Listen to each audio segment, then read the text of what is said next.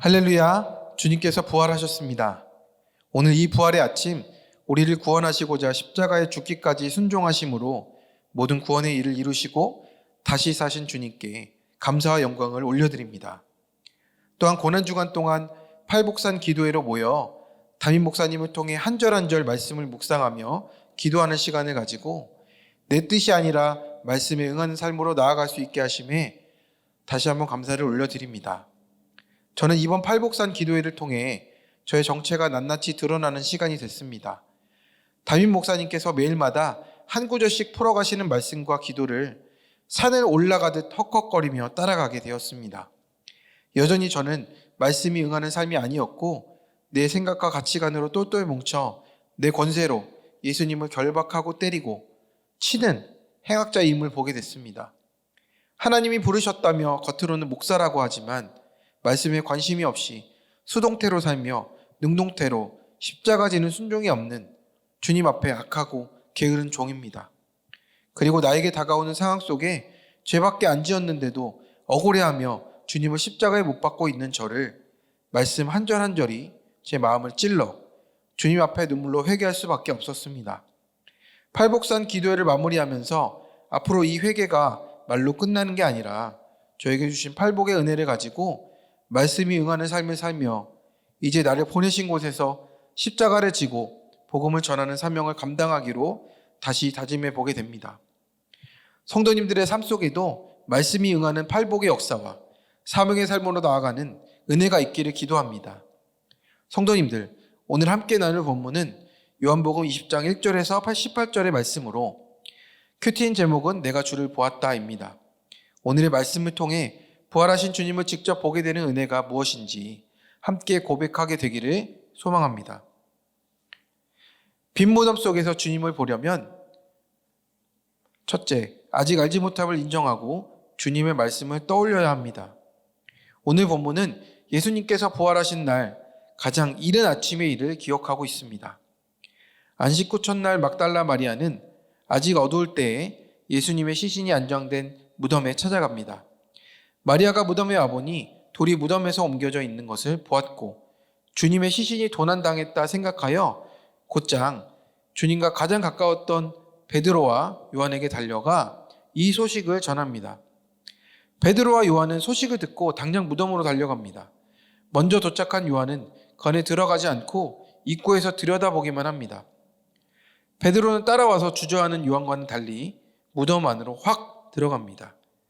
그 후 둘 다 세마포는 놓여 있지만 무덤이 비어 있음을 직접 눈으로 확인하고 나서야 이를 믿었다라고 합니다.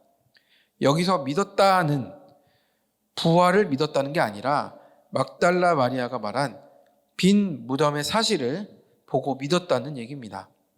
그래서 성경에서도 우리가 헷갈릴까 봐 괄호치고 아직 부활을 알지 못한 것임을 설명해 줍니다.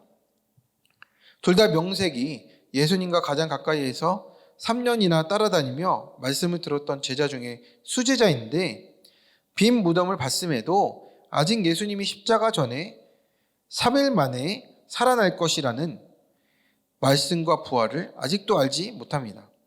오늘 본문 앞부분을 보면 안식 후 첫날은 예수님께서 죽으신 지 3일째 되는 날이었습니다. 요한은 그 시기를 기록하면서 아직 어두울 때라고 시간까지도 덧붙인 겁니다.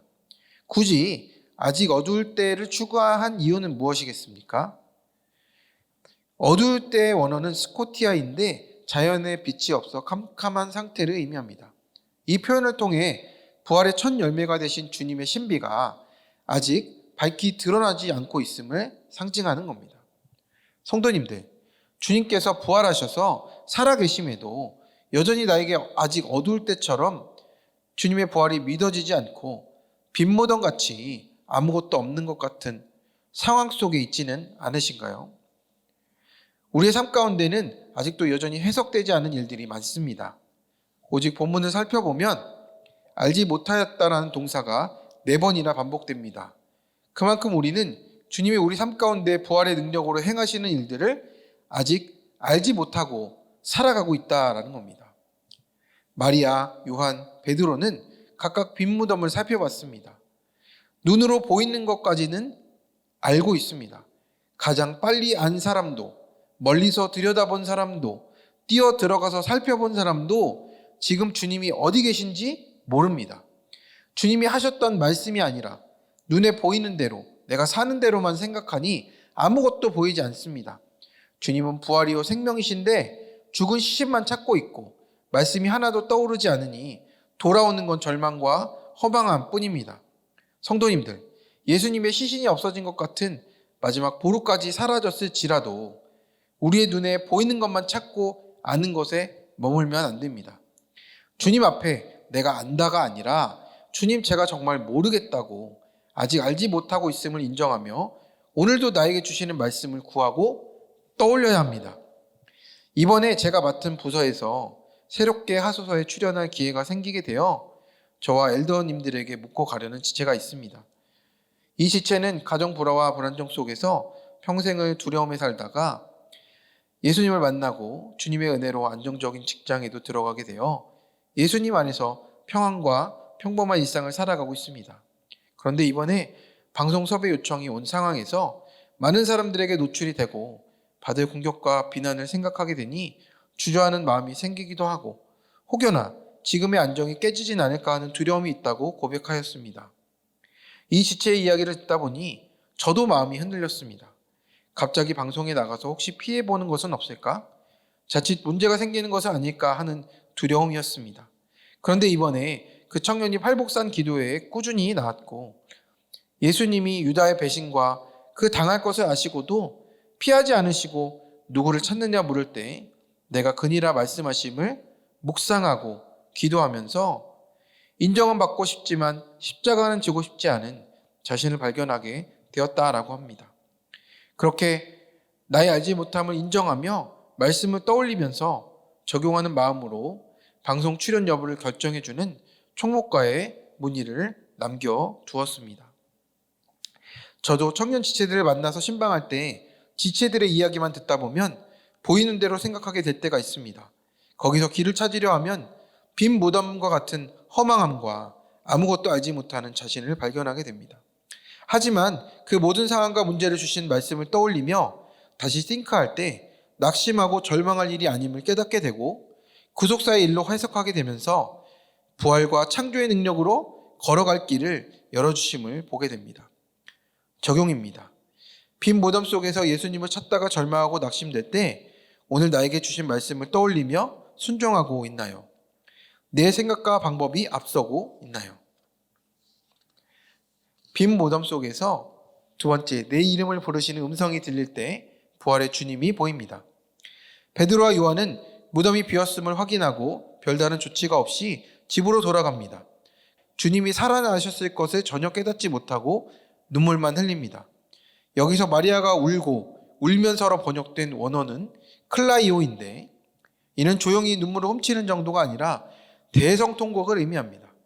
주님께서 부활하신 부활의 아침인데도 말씀이 없으니 어떤 일도 깨닫지 못하고 대성통곡까지 하고 있습니다.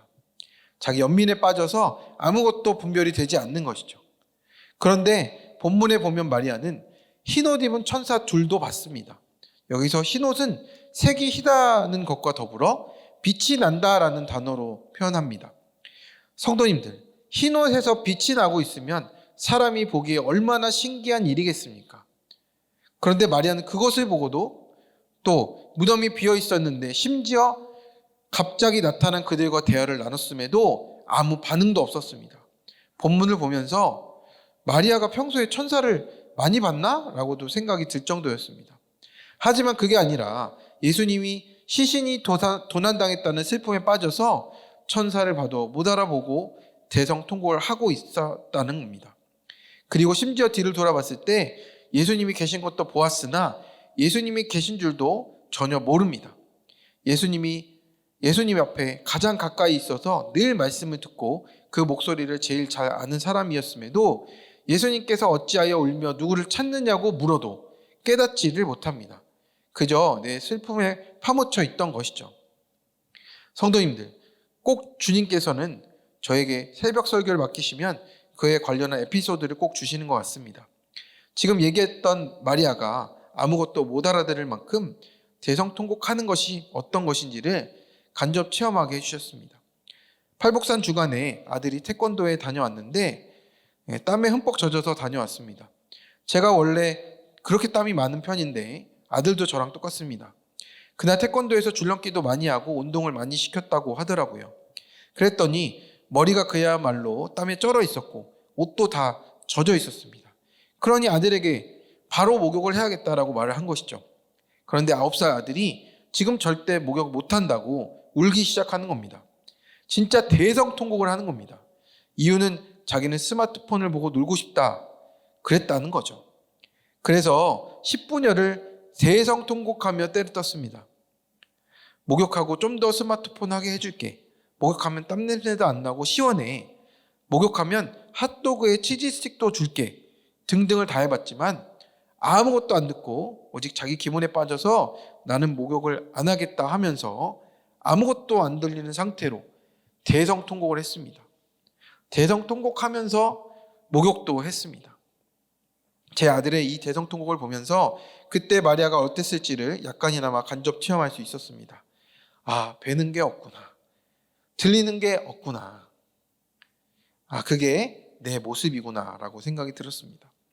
성도님들, 저도 말씀으로 해석하지 못하고 그 문제에 빠져서 그 문제에 꽂혀 있다 보면 마리아의 모습처럼 아무것도 보이지 않고 아무것도 들리는 게 없는 그런 말씀 없는 상태가 되는 것을 보게 됩니다.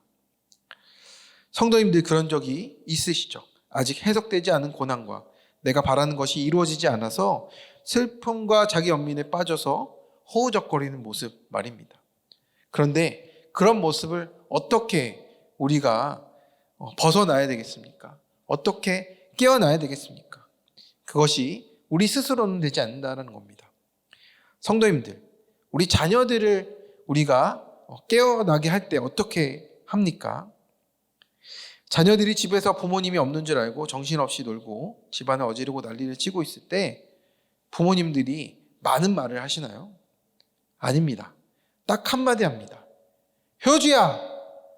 딱 이 한마디면 다 됩니다. 내가 어떤 존재인지를 깨닫게 해주는 엄청난 한마디입니다. 에덴 동산에서 선악과를 따먹었을 때에도 내 죄를 네가 알렸다라고 하나님이 하지 않았습니다. 주님께서는 우리의 모습, 우리의 자리를 깨닫게 하실 때 한마디 음성을 들려주십니다. 아담아, 내가 어디 있느냐? 이렇게 말씀하신 것처럼요. 오늘 빈무덤 속에서 대성통곡하며 아무것도 보이지 않는 슬픔 속에 빠져 주님의 말씀을 하나도 생각하지 못하는 마리아에게 마리아야, 마리아야 이렇게 이름을 부르시고 부활의 주님을 보게 하십니다. 성도님들, 지금 일어나고 있는 일이 어떻게 이럴 수가 있어 하십니까? 아니, 무덤에 시신 정도는 있어야 되는 거 아니야? 이 정도는 당연한 거 아니야? 그런데 왜 그것마저 없어서 나를 이렇게 힘들게 하고 슬퍼하게 하나 하고 계십니까? 성도님들, 내가 바라는 것들이 내 뜻대로 안 되니 아예 내가 생각하기에 조그만 희망까지도 다 사라져 버렸다고 느낄 때가 있지 않으셨습니까? 이렇게 슬픔과 자기 생각에 빠져 있으면 아무것도 안 들립니다. 주님은 지금 우리에게 부활의 소식과 기쁨을 전해주시려고 하는데 내가 마지막 희망이라고 생각하는 그 시체 같은 것도 없다며 대성통곡하고 있는 겁니다. 저도 아내와의 이혼 소송과 별거라는 아무런 소망도 없는 빈 무덤 같은 사건 속에서 그렇게 수없이 외쳤던 것을 기억합니다. 뭐 일이 이렇게 된 거 어쩌겠냐고. 그래도 내가 이렇게 빈 무덤까지 찾아와서 주님을 찾고 있지 않냐고. 그런데 왜 아무것도 없냐라고. 뭐 해결되는 것도 안 보이고 나보고 어쩌라는 것이냐면서 대성통곡하며 주님을 원망했던 것이 바로 저의 죄입니다. 하지만 오늘 본문에서 일어나고 있는 일은 무엇입니까? 부활의 일입니다. 그 모든 일들이 나를 위해 구원하시기 위해 일어난 일들입니다. 부활하시기 위해서는 죽으셔야 하고 살아나셨기 때문에 그 자리에 누워있지 않은 것뿐입니다. 그런데 시체를 다시 내놓으라고 대성통곡을 하다니요. 그게 아니라 죽음의 자리에서 부활의 생명으로 일어나는 겁니다. 그렇게 부활이 나를 향한 이름을 깨닫게 하기 위해서 내 이름을 불러 깨우시는 주님의 음성을 들어야 합니다. 그 음성을 들을 때 다시 사신 부활의 주님이 보이게 되는 겁니다. 성도 여러분, 지금 빈무덤 속에서 여전히 내가 부여잡으려고 대성통곡하고 있는 것은 무엇입니까? 그 사건과 문제 속에서 아무것도 보이지 않고 내가 생각했던 것마저 없어서 허망하다 생각될 때, 그렇게 허우적거리고 분별 못하고 있을 때, 그때가 바로 내 이름을 부르시는 주님의 음성이 들릴 때입니다. 적용 질문입니다. 빈무덤같이 아무것도 붙잡을 것이 없어 낙심과 허망함에 빠진 사건은 무엇인가요? 그것이 구원과 부활의 사건임이 인정되십니까? 그 사건 속에서 내 이름을 부르시며 나를 깨워주신 주님의 말씀은 무엇이었나요? 네, 함께 기도하겠습니다. 하나님 아버지, 우리를 위해 십자가의 죽으심으로 대속해 주시고 부활하신 주님께 감사와 영광을 돌립니다. 사망에서 생명으로 옮겨진 이 부활의 아침에 공동체와 함께 요한복음 20장의 말씀을 함께 나누게 하심을 감사드립니다. 주님, 저는 목사임에도 여전히 세상 가치관에 빠져 주님의 부활을 알지 못하고 제 이름을 부르시는데도 듣지 못하며 빈 무덤 속에서 울며 허망한 삶을 살아갈 때가 많은 죄인입니다. 아직도 제게서 나오는 것은 아내와의 다툼과 억울함, 혈기만 가득합니다. 또한 보내신 곳에서 십자가 지며 순종해야 되는데 인간적인 이해타산과 게으름만 행하는 죄인임을 고백합니다. 주님 앞에 저희 죄를 회개하오니 불쌍히 여겨주셔서 주님의 길로 인도해 주시고 말씀과 공동체를 통해 양육해 주시며 공동체에 붙어갈 수 있도록 도와주옵소서. 주님, 오늘의 말씀을 기억하며 기도합니다. 주님, 오늘 마리아는 주님의 부활의 말씀을 떠올리지 못하고 빈 무덤 앞에서 부활하신 주님의 시신만 찾고 있습니다. 그런 마리아의 모습이 저와 우리의 성도들의 모습을 고백합니다. 이제는 죽은 시신을 찾는 게 아니라 내가 알지 못하고 있음을 인정하고 주님의 말씀을 떠올리며 부활의 길로 나가도록 도와주옵소서. 또한 여전히 문제와 항 속에서 자기 연민에 빠져 대성통곡하고 있는 저희를 불쌍히 여기셔서 내 이름을 부르시는 음성을 듣고 부활의 주님을 보게 하여 주옵소서. 또한 팔복산 기도회가 어제로 끝났지만 말과 행사로 끝나지 않도록 우리 성도들 모두가 말씀이 응하는 삶으로 나아가게 하시고 복만 구하는 것이 아니라 나를 보내신 곳에서 구원의 사명을 감당하며 순종하는 저와 모든 성도님들이 될 수 있도록 인도하여 주옵소서. 주님, 또 구하옵기는 팔복산 기도회를 6일간 인도하시고 오늘도 한 영혼을 위해서 한 가정을 살리기 위해 눈물을 흘리며 말씀 전하시는 담임 목사님께 특별히 영육간의 강건함을 더하여 주시고 강하게 붙들어 주옵소서. 또한 방송과 문서, 설교 사역에 기름 부어 주셔서 말씀 묵상과 가정중수 사역이 강에서 바다로 흘러가 구원과 부흥이 넘치게 하여 주옵소서. 주님, 오늘은 부활절을 맞아 VIP들을 초대하여 영혼을 구원하는 전도 축제를 준비했습니다. 오늘 전도 축제 위에 함께하여 주셔서 성도들이 간절히 구했던 구원의 모든 기도 제목들에 응답하여 주시고 그 마음을 움직여 주셔서 모든 영혼들이 아버지의 품으로 돌아오게 하여 주옵소서. 주님, 4월 총선 가운데 하나님을 경외하는 위정자를 세워주셔서 인구 감소로 사라질 위기에 있는 이 나라를 살려주시고 차별금지법을 비롯하여 모든 악법을 막아주시며 태아생명보호법이 속히 제정되게 하여 주옵소서. 열방에 흩어져 있는 복음을 전하시는 선교사님과 그 가정을 지켜주시고 각 곳에 전쟁이 그치며 피 묻은 십자가가 곳곳에 세워지게 하여 주옵소서. 오늘 우리에게 주신 이 부활주일에 성도들 안에 부활주일의 기쁨과 소망과 능력으로 온전히 예배드리며 한 영혼이 살아나고 가정이 살아난 구원의 열매가 맺어지게 하여 주옵소서. 우리를 구원하시고자 십자가의 대속으로 모든 죄를 사하시며 사망 권세를 이기시고 다시 사신 우리 주 예수 그리스도의 이름으로 간절히 기도드리옵나이다. 아멘. 이제 각자 가지고 오신 기도 제목을 가지고 기도하시겠습니다.